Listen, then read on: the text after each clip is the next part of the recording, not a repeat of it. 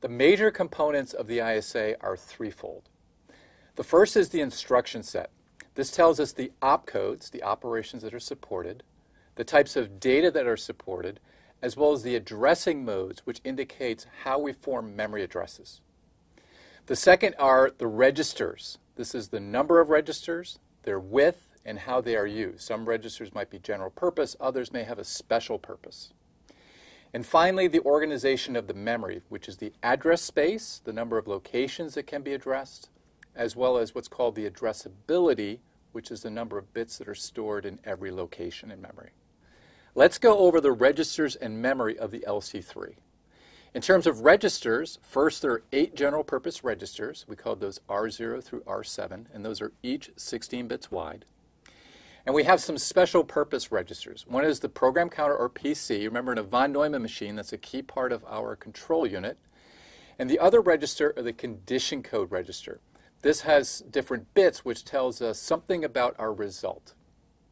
Now, these two registers are not directly addressable by the programmer, but they can be used and affected by instructions. In terms of memory, our address space has 2 to the 16 locations, because we have a 16-bit address, and the addressability is 16 bits. Every location in LC3 is defined to be 16 bits wide in memory. Here are more details of the LC3 instruction set. In terms of opcodes, we have 3 types of operate opcodes: add, and not. For data movement instructions, we have 7 of those. 3 that are load instructions, 3 that are store instructions, and then a last type called load effective address, which actually doesn't change memory, but loads an address into a register. In terms of control instructions, we have branch, jump, trap, and then several others. Now, some of these opcodes clear or set the condition codes based on the result. So any opcode, any operation that writes a register will change the condition codes. Now we have 3 condition codes: one N bit for negative, a Z bit for 0, and a P bit for positive. And for that we mean greater than 0.